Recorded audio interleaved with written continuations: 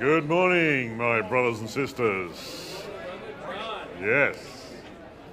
Now, the good news is I think it's a very healthy situation when you've got a lot of conversation going on. I really do. That's not sarcastic at all. It's a wonderful group here that wants to fraternize and socialize together, and I commend that.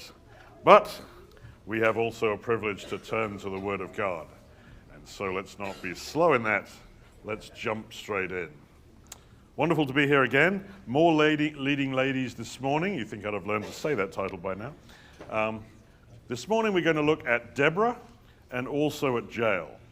An unusual sequence in the sense that the story of Jael is going to be encapsulated within the story of Deborah. We're going to start with Deborah, we're going to end with Deborah, and Jael will happen in the middle. And I hope and pray that Brother Richard returns to good health as soon as possible. But I do consider it a special blessing to have the young people in here as well. That's certainly, I'm not sure if they feel the same way, but I consider it a great thing. I'm excited by that. So they should know, as you all should know, still books left available for you. And obviously, if you're young people, just grab one and tell your parents to settle up. That's how it works. That's how I lived my youth, and that all works. Oh, and I should also mention, for those of you scribbling away furiously, good for you, do whatever works for you, but don't feel that you have to, otherwise you'll never see these notes again. I'm more than happy to give this out as a PDF. If you just email me, I'll send you the PDF of the slides at the end of the week, so don't feel that you have to write it down, otherwise you miss it. However, it might be part of your normal process, in which case that's fine. My email address is written just on the back of the book, so you can get it off from the table over there. So, those notices done. Deborah's story. Mother in Israel might sound like a lazy title because that's the easy thing you'd throw out in that context, but it really is important that we give her this title, or we allow her to take this title for herself, because I think it means a lot more than just being, I'm an important woman in Israel. There's actually even a messianic flavor in what Deborah is saying and seeing, which we'll see. So let's jump in and enjoy that story together. Deborah is a prophetess, the wife of Lapidot. Or is she? Now, just how argumentative do you have to be to take issue with a simple statement like that? Welcome to my world. It's a fractious place at times. But the idea of wife, that's a very English word, and not all languages. Some languages carry the language of husband and wife, and many do not, and Hebrew does not. They just use woman and man. Greek also uses woman and man, so there really isn't a mention of husband and wife in the scriptures. Bride and groom, yes, but husband and wife don't really exist. So the Hebrew word there is merely woman. Lapidot is a noun meaning burning torch or firebrand. You'll find it nearby in the story of Gideon when he runs down that hill and he has the clay jars, and inside are those burning torches. That's exactly the same word. It's Lapidot. Okay, fine. So what are we seeing here? So the translation may be as it appears, Deborah, a prophetess, the wife of a man named Firebrand, maybe, or just equally probable, and now favored by some expert translators, of which I do not pretend to be one, what it's saying is, this is Deborah, a prophetess, a firebrand woman. Now that gets my attention.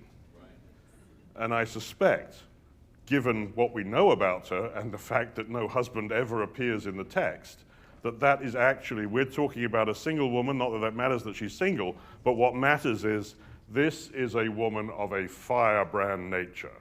And I think that'll be very consistent with what we're going to see moving forward. Not a huge point that, but I think an interesting one worth making. She is God's appointed judge.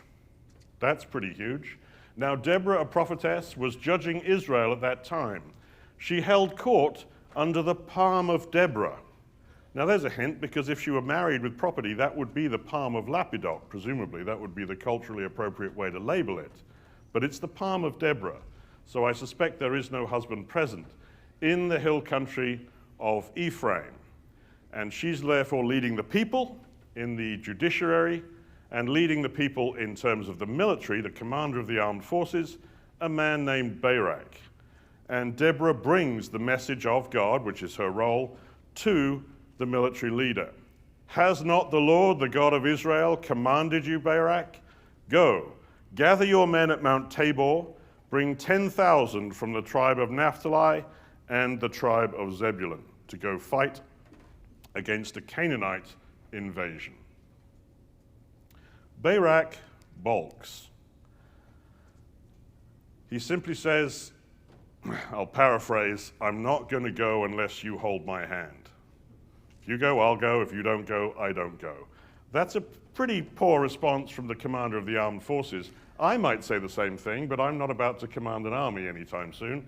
I think that's a rather dangerous job. And so Deborah replies, bringing the word of the Lord to Barak, I will surely go with you, Barak. Nevertheless, the road on which you are going will not lead to your glory. For the Lord will now sell Sisera, that's the general of the opposing armed forces, into the hand of a woman. And we can ask ourselves, okay, is this why Deborah was a leader in Israel? Because Barak failed to take up the role of leadership. And I've heard that suggested over the years and over the decades. And if I'm not paying close attention to the narrative, it's like, yeah, sounds vaguely reasonable. Barak didn't step up, so God said, okay, Deborah, you can lead. That's not true. Remember, Deborah is the appointed judge of Israel long before Barak balked at anything, right? And we know the hand of a woman into whom General Sisera will be sold isn't Deborah anyway. That's talking about Jael. So it's a fair case to make to say, okay, Jael is elevated because Barak failed, but not Deborah. Deborah was elevated anyway. Deborah was a judge in her own right before Barak succeeded or failed at anything at all. And so they go to the battlefield. And Deborah is right there on the front lines. They're there together at the top of Mount Tabor. They've taken the high ground, which is good strategically. And it's Deborah who gives the command to start the battle. When she receives the word from the Lord, she delivers it to Barak. Up, says Deborah, this is the day in which the Lord has delivered Sisera into your hand. Has not the Lord gone out before you? So Barak went down from Mount Tabor with 10,000 men, and the Lord routed Sisera and all his chariots and army with the edge of the sword before Barak. And Sisera gets to the point that he jumps out of his chariot and flees on foot. And he flees quite a distance. I'll show you a little map in just a second. But ultimately he comes to an end. It's Jael, Heber's wife, takes a tent peg and a hammer in her hand and creeps up to him softly and drives the peg into his temple. And it went down into the ground, for he was fast asleep and weary, so he died. One question already begins to suggest itself. Why are we told the intricate, grisly details of his dispatch? Could have just said she killed him.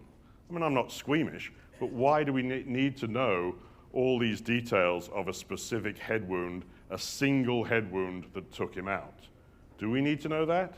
Yes, we do. And we'll see why in just a minute. And as a result of that victory, Deborah writes a song. And this has always been a preserve of leading women within God's community, to write songs in celebration of battle. We have Deborah doing it here. We have Jephthah's daughter will do it with Israel's victory over Ammon. We also, of course, perhaps most famously, have Miriam with her tambourines celebrating the destruction of Egypt. And here then is part of that song that she writes. It's in Judges chapter 5. And always feel free to open your Bibles and check out what I'm saying and the context of it if you wish to, but I'll put the verses we need in front of us.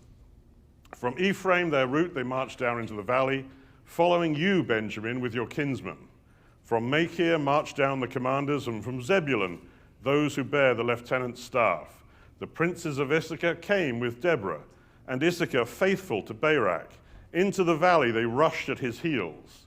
Zebulun is a people who risked their lives to the death. Naphtali too, on the heights of the field. Now, I've just highlighted the names of the tribes who participated in the battle. And you can see it's some of them, it's not all of them. Now, who's got an excellent memory? Only 2 of those tribes were commanded to the battlefield. Which 2? Naphtali and Zebulun. See, there's the other benefit of having a Bible open in front of you. You look smart. There was the command we had. Naphtali and Zebulun are there by command, and so you get, oh, that's nice. Some of the others also joined in, and I suspect, but cannot prove, that that was the idea. God may have commanded some, but the idea was that the family would together respond to a communal threat and would join together. Some decided honorably to join the war, and others did not. Do we know or care which ones joined in? And maybe there's a little jewel here to be dug out if we put in a bit of effort, and we can maybe figure out why it's Benjamin, Issachar, and Ephraim who are the others to join in. Let's have a look at a map, and it might help explain that to us. Those who fought for Israel were these 5 tribes. So it was Naphtali and Zebulun who were commanded to go to battle. Why? Most likely because the battle by God was destined to start on Mount Tabor, which is at the crux point, the meeting point between the lands of Zebulun, Naphtali, and Issachar, this mountain right here. And the river Kishon, against which the battle finished, flows from that mountain, or around there, all the way down. You can't see it from where you are, but there's a little blue squiggly line into the Mediterranean at that point.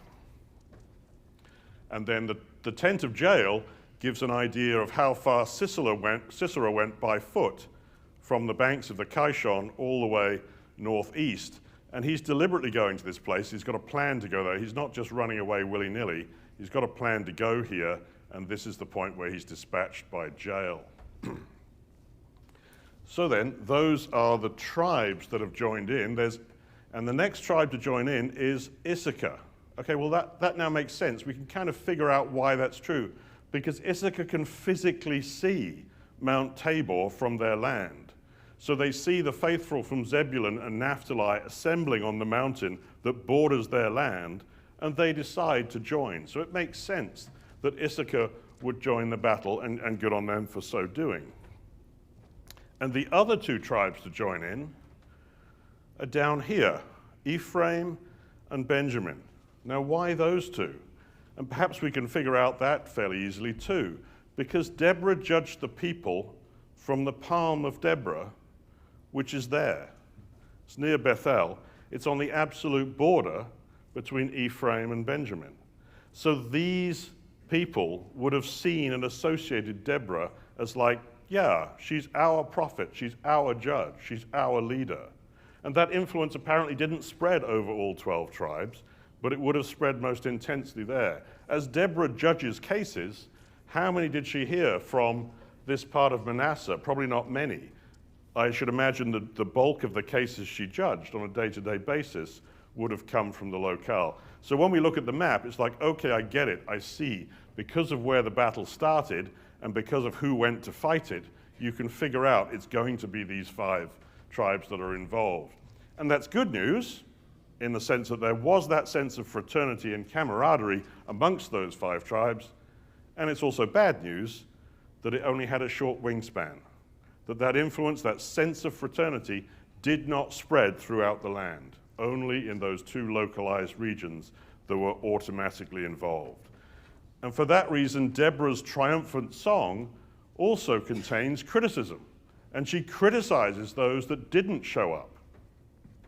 Among the clans of Reuben, there were great searchings of heart.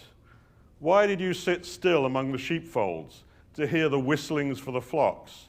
Among the clans of Reuben, there were great searchings of heart. Gilead stayed beyond the Jordan. And Dan, why did he stay with the ships? Asher sat still at the coast of the sea, staying by his landings. The torrent Kishon swept them away, the ancient torrent, the torrent Kishon. March on, my soul, with might, sings Deborah. And we can perhaps also see why the tribes are criticized for not attending the battle. Reuben, Gad, Dan, and Asher specifically are singled out for their absence. Why Reuben? Well, geographically, perhaps no obvious reason, but Reuben's the firstborn. He has a responsibility above and beyond the other 11 to take care of the family. And when he heard of the battle pending up in this region of the land, not my problem, he says. I'm miles away. Forget about it. Gad, or Gilead, is also criticized. They too are amongst the closest to Mount Tabor who couldn't be bothered to show up. Maybe it's a big effort to cross the Jordan River. It's no small thing.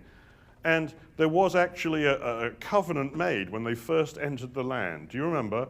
God said to them, those of you on this side of the Jordan, don't lose contact with those on this side. If the people on this side have difficulty acquiring their lands, go over and help them take their land before you come back home again and settle in your own. That covenant now, long broken, long forgotten. Dan are criticized. That makes sense. They have a region way up here in the north from which the original invasion came, so they're affected. But they couldn't be bothered to fight the war. And Asher, perhaps most guilty of all, the river Kishon, where the battlefield really engaged and was won and lost, goes right through their territory. But they just sat at home on the couch and let their brothers do the fighting for them. So I think we can understand, having looked at the map and knowing about the parameters, why certain tribes got involved and certain didn't. Not a huge amount of spiritual value there, but at least we're making sense of what's going on. Looking at the song itself, we do notice it's very female forward. What do I mean by that? Well, there are 15 mentions of persons, and surprisingly, 8 of them are female and 7 of them are male. Now, the normal backdrop of this sort of mention of warrior activity is about 80 to 90% male. So the fact that you actually get just over 50% mentions of females within the song celebrating the war is unusual. More female names than male names, and indeed the characters take the lead in the plot line as described by the song. If I were to summarize the song for you, and I'll try and do that, and feel free to check that this is a fair summary, the narrative says something like this. The days of Shamgar, who's a male prophet, are made equivalent to the days of Jael, the woman who's been upraised by the failing of Barak. Deborah arose and named herself a mother in Israel. This is all very feminine-based text. Awake, awake, Deborah, it says, and then Barak comes later. The princes came with Deborah, it says, and later Barak. Jael is most blessed of women. It's a very interesting phrase we'll be looking at in just a minute. Jael crushed Sisera's head, a physical reality we know, and the mother of Sisera is wailing, not the princes or the warriors of Sisera, but the mother. And indeed, we're told, or the song at least depicts, that the news is brought to the mother of Sisera by the princesses, not the princes or the warriors. It's just very female-heavy dialogue from start to finish, which is interesting to note. Now let's pick up on the spiritual themes and see what's being taught here. There's a contrast of 2 mothers, and I think this is the first reason why Deborah wants to name herself a mother in Israel. Village life ceased in Israel until I, Deborah, arose as a mother in Israel. And contrasting that mother, there is another mother mentioned in the song, and that is the mother of Sisera, the mother in Canaan. The mother of Sisera looked through the window and cried out through the lattice, "Why is Sisera's chariot so long in coming?" "Yes, I know why," she says. "It's because they're taking so long dividing up the spoil from the battle they've already won.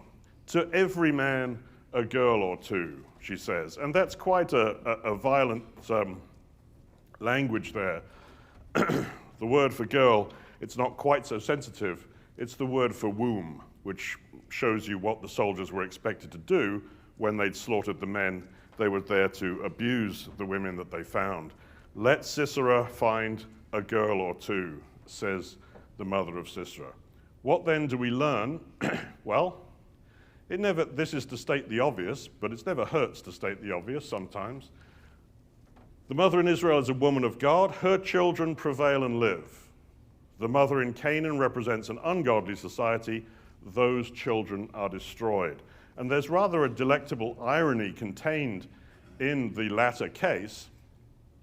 To every man a girl or two, says the mother of Sisera so carelessly and quite violently in that sense.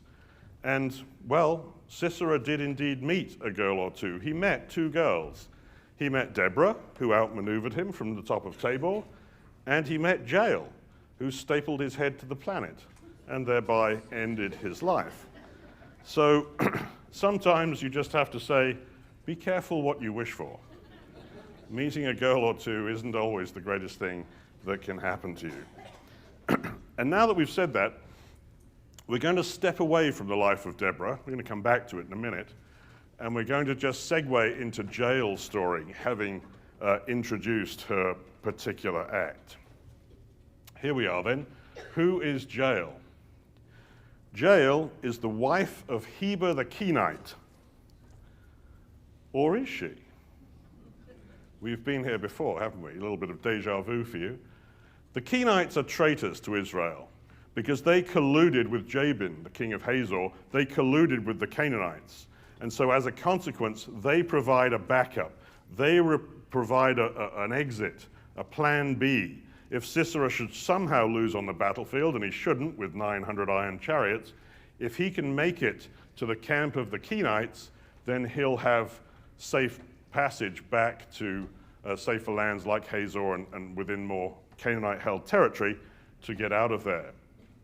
And Jael is the wife of one of these Kenites, supposedly, but as we know, the Hebrew word just means woman for wife, and for Heber, the word just means group.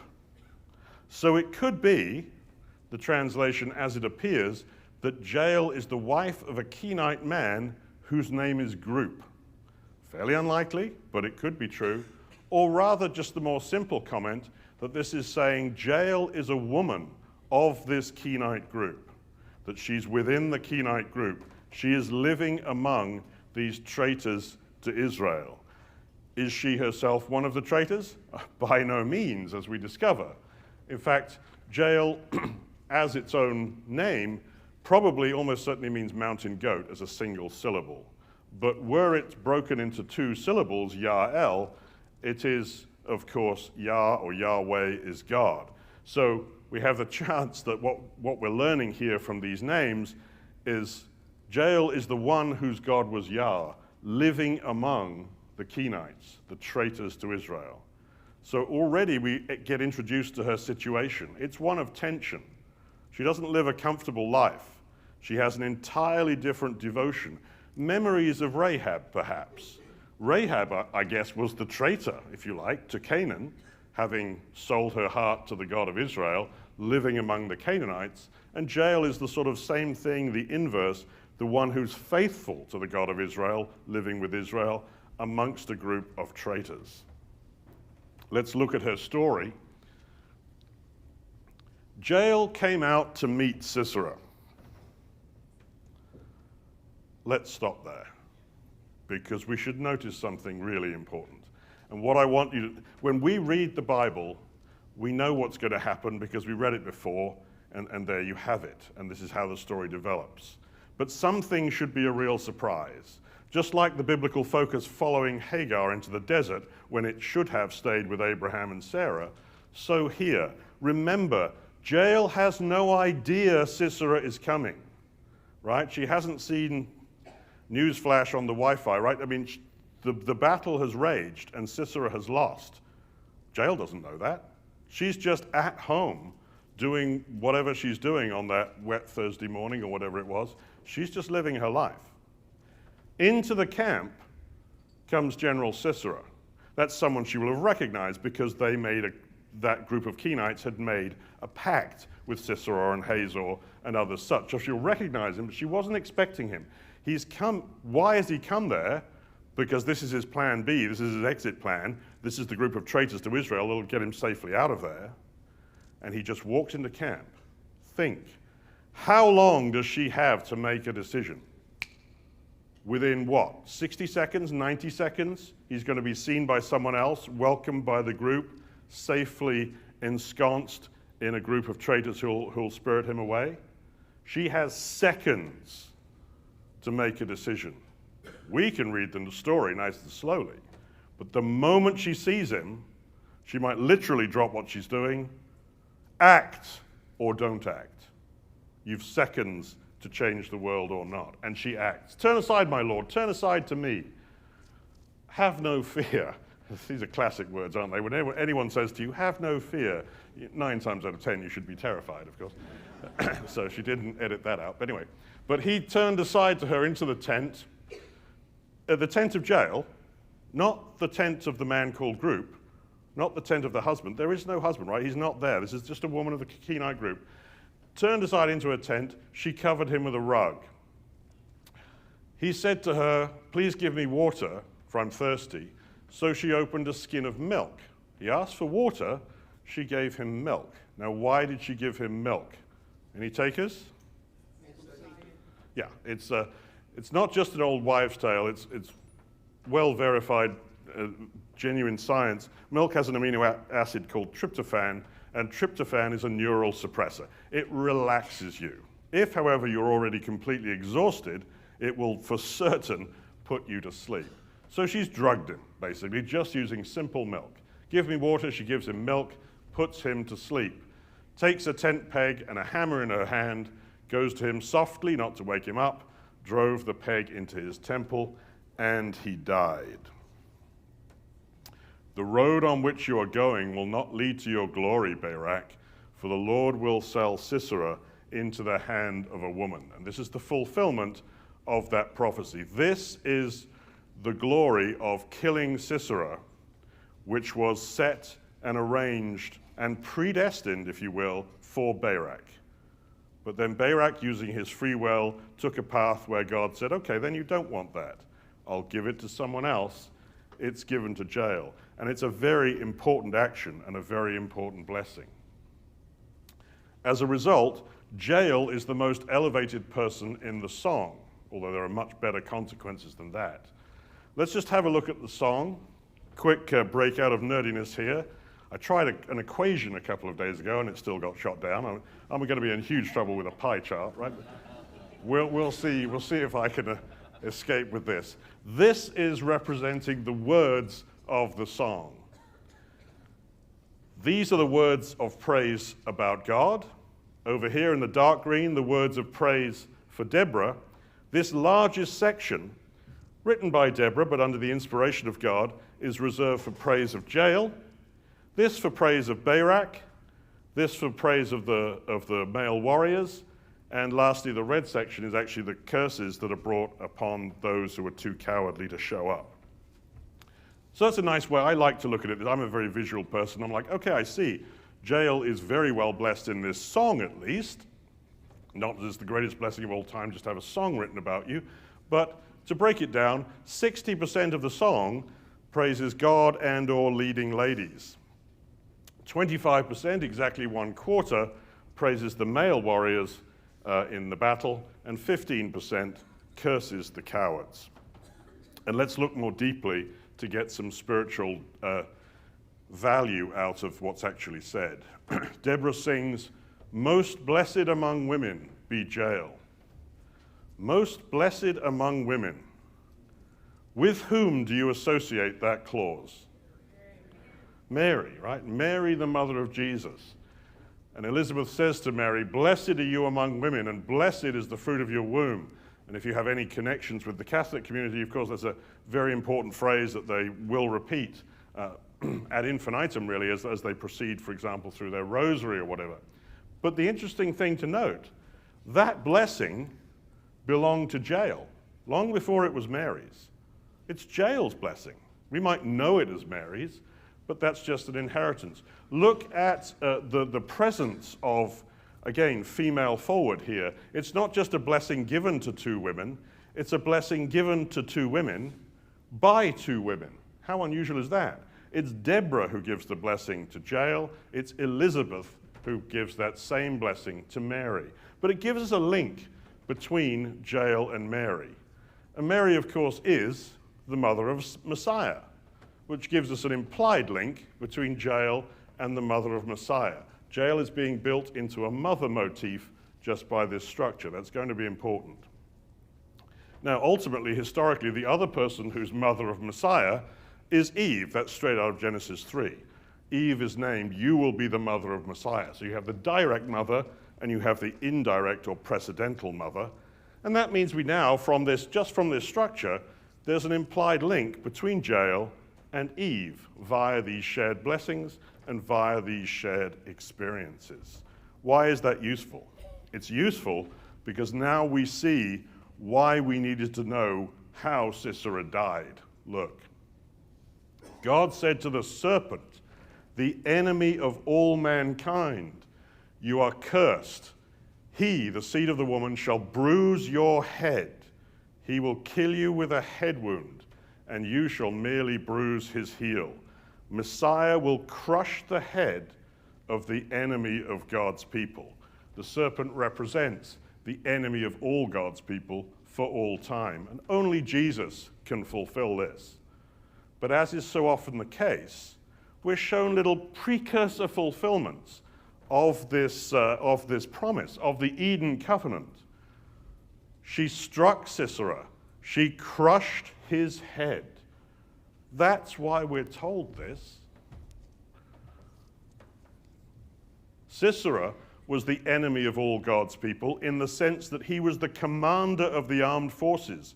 He was the number one Canaanite who stood to destroy Israel. And so Jael actually gets to fulfill the Eden covenant in precursor. A blessing reserved for Barak, a blessing reserved for the man whose name was blessing. There's always irony in the Bible, but he squandered it. And so it was given to righteous Jael. And Jael is the one who then stands as the first fulfiller of the Eden covenant. In part, temporarily, not the enemy of all of mankind. Messiah will always eclipse the work of the faithful. But she stands, that's the blessing she receives, more so than just a song written about her, to achieve that remarkable feat. And that means that she's introduced into the song as a type of mother, as the mother of Messiah. And you'll see the song actually goes out on a limb with some sort of poetic prerogative. There's details in here that almost certainly didn't happen in reality. Jael gave him blankets, according to the song. May or may not have happened in real life. Put him to bed. Jael brought him milk. We know that did happen. Milk and curds. That might be a poetic additive. Doesn't matter either way. But the song is amping up the kind of motherly motif that Jael has towards Sisera. Jael stood guard at the door. I don't think that happened. It doesn't matter. But the song puts it in there because it's building the motif of motherhood for Jael. And then we have these striking words. Between her feet, he sank, he fell, he lay still. Between her feet, he sank, he fell. Where he sank, there he fell, dead. Now, here's the problem. That never happened. He didn't fall down. She didn't attack him while he was vertical. He was stone cold horizontal, spark out. But the song wishes to represent it in this stylized manner. And here I must make a brief comment. I can't or I won't apologize for the word of God, but this gets a bit messy and a bit gruesome, and I don't wish to cause any undue shock or offense, but this is actually a very gruesome picture. It's really ugly. Between her feet, or actually from her knees, this is a clause which is used a variety of times in the Bible, and it represents childbirth. Here's one example. There's many others you can look at. So this is actually depicting Jael as a mother birthing Sisera. Like it or not, it's an ugly scene, but that's what's being described, and birthing him dead. It's describing Jael delivering Sisera stillborn. It's an inverse of the picture you see in Rahab.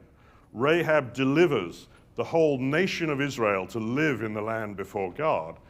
Jael delivers as the mother a dead version of Sisera. Deborah's song describes Jael birthing Sisera as stillborn. Now, why do we gain from so ugly a picture? And I think it's because what it's saying is Sisera has been killed in this world, but because of who he represents the serpent from Genesis 3, he is dead in the world to come. There is no uncertainty about his judgment in the resurrection. He is dead twice. He has died once in the mortal world and once again in the second coming. This is it's important for God to say, when you are totally the enemy of God's people, you are dead. You'll die in this life and you'll die at the judgment. And that's what this song, it's very deeply spiritually written, is describing, and that's why. That is to say then, if we look at the contrast of mothers in the song, we had that first contrast, the mother in Canaan and the mother in Israel. In the ungodly society, the children are destroyed. So the mother of Sisera is destroyed, whereas the Israelite children prevail and live. But we now have this second comparison that Sisera has two mothers, his natural mother and the spiritual mother shown to birth him the second time is Jael. She birthed Sisera in the mortal life. Sisera is killed in the mortal life. And the song describes, yes, but I can see, says Deborah, I can see through the insight God gives me, he is stillborn at the second coming. His second life is already prescribed to be death. That's a very powerful statement. And we've said Jael is the first person to enact the Eden covenant. She's not the only one. Who else can think of someone who killed the enemy of all of Israel with a single head wound? Very much so. See, David does it as well. Jael did it first. The lady comes first in this case. But Goliath represented his whole nation as Sisera did, because he said so by contract, didn't he? Choose a man and let him come down to fight me. If he kills me, we will all become your subjects, but if I win, you will all become our subjects. This is I'm representing an entire nation here. I'm not just representing one man. And David kills this serpent figure with a single head strike. This we know well, with the stone from his sling.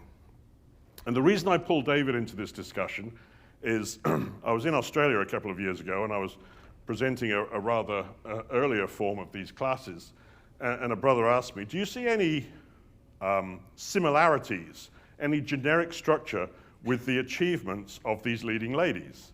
And I said, that's a really excellent question, let me think about that. And the answer is yes, I do. And the answer is they stand shoulder to shoulder with their male counterparts, Jael and David, for example. But what's different is how much preparation each party has. Consider, when David fought Goliath, how much preparation did he have? Goliath had been issuing his challenges to Israel for more than 40 days. When David arrived, he said, I'll fight him right now, no problem. But he wasn't allowed to. He had to argue with Saul, he had to argue with his brothers who wanted to send him home. It goes on for many days. In terms of the time that Jael had to prepare herself for battle with Sisera, remember? He walked into the camp. Act now or miss the moment. Seize the day or it's gone. You have seconds to respond. In terms of the weaponry that David had, he was offered Saul's armor. He tried it out, he tried it on. Yep, this is great armor, but I don't think it's really for me. I will take something far simpler and more humble, but even though it's simpler and more humble, it's proven armor. I've used this before. I went against a lion with this armor, no problem. I went against a bear with this armor, no problem. That uncircumcised Philistine, same thing. I've tried on various sets of armor. This is the one for me. What weaponry was Jael given? None. Figure out whatever's in your tent. Beat him to death with a laptop. Do what you can, okay? I wouldn't be much use. But she at least found a peg and a hammer. And finally, what divine assurances did David have to fight Goliath? And nothing that I say here demeans David's massive faith and achievement. But remember, God's prophet who'd performed many a miracle had assured him, you're going to be the next king. And he's not king. So he kind of knows, I'm not going to die today, because otherwise God's prophets lied to me, and that hasn't happened. God's prophets said, I'll be the next king, and I'm not crowned yet. So I can do this thing. I will prevail. Furthermore, the very next verse says this. Do you remember? The Holy Spirit rushed upon him. What does that mean? I can't exposit that to you. I have no idea. But I bet it was massively empowering. I bet it increased his trust, of which Brother Jeff has very eloquently spoken. That would have increased your trust in God enormously. I've felt the very Spirit of God. These are the assurances I've had as I go against Goliath. What did Jael have? Nothing. Jael had only her faith. That's not to say David didn't have faith. He had faith, and he had faith that was massive, but he also had massive reasons to have massive faith. And this is stereotypical, I suggest to you. I won't show other examples, there isn't time. But this is stereotypical of the actions of the leading ladies in the scriptures. I find that they stand shoulder to shoulder with their male counterparts, but they are much lacking in the time, the weaponry, and the assurances they are given to achieve what they need to achieve. Jael has her faith. She has her faith alone. But for Jael, that's enough. Let's go back to Deborah's story and close that out. Deborah had a choice in how to describe herself. Remember, she chose to describe herself as a mother in Israel. This is our last point. We have 3 minutes, and that's all we need. She could have said, I am a wise, discerning judge, for so she was. She said, nope, I'm not going to mention that. She could have said, I'm actually a mighty, valiant warrior, and I was there on top of Tabor, and she was. She says, no, that's not the point here. I am a mother in Israel. Why choose a mother over judge and or warrior? And some of you say, well, that's a pretty gross assumption you've made. Who's to say being a mother is less than that? And some would rightly say to be a mother, you kind of have to be both a judge and a warrior, and about 8 other necessary items I will tick off for you. And fair point. Although perhaps not as much a judge as judging a whole nation or fighting an actual battle. God's leadership style is a nurturing one, and I think Deborah's in tune with that. But more specifically, let's be more specific, I think she's seen something. Do you know what I think she's seen? I think she's seen Messiah. We're told Abraham saw Messiah's day. Was he the only one? I think Deborah saw Messiah's day as well. What evidence do I have for that? Plenty. Let me show you. First of all, let's understand what the role of Messiah was. Was he a judge in his first coming? You judge according to the flesh. I judge no one. No. Now, he would become a judge later. He's set to become a judge later. We know that. But when he first came, he did not come in the role of judge. What about a warrior? Lord, shall we take our swords out and whack people's heads off? No, says Jesus, and heals the man, thereby injured. Did he come as a warrior? No. But again, he will be a warrior, not yet, but he will strike the earth with the rod of his mouth, and with the breath of his lips will he slay the wicked. All right then, not judge, not warrior. What role did he choose? You know what role he chose. You've read your scriptures many times. He said, I am a mother in Israel. Remember that verse? I see shaking heads. No, it's that. Jerusalem, Jerusalem, who kills the prophets and stones those sent to it. How often would I have gathered your children together as a hen gathers her brood under her wings, and you were not willing. I am a hen, says Jesus. My biological knowledge is not extensive, but I believe they're female. I believe they're all female. And she's a hen with chicks. Well, a hen with chicks is necessarily a mother. Not a father, not a judge, not a warrior. And Jerusalem It's not in Palestine. It's not in Jordan. It's not in Lebanon. Jerusalem is Israel. If you're a hen with chicks in Jerusalem, you are a mother in Israel. And that's the role that Jesus chose. Now, I well understand that Jesus describes himself as the Son of Man and using male language 99 times more than this, but this still exists. This is the role he said he chose. I am a mother in Israel. I'm not going to take the role of judge or warrior just yet. So to summarize, Jesus declined to be a judge. Jesus declined to be a warrior. He named his role as mother in Israel. Deborah was a literal judge. Deborah was a literal warrior. And she declined to name herself this way. She said, I am naming myself a mother in Israel. Why? Because like Abraham, she saw Messiah. Because like Abraham, she saw Messiah's day. The evidence is on the screen in front of you. She saw Messiah's day, and she was glad.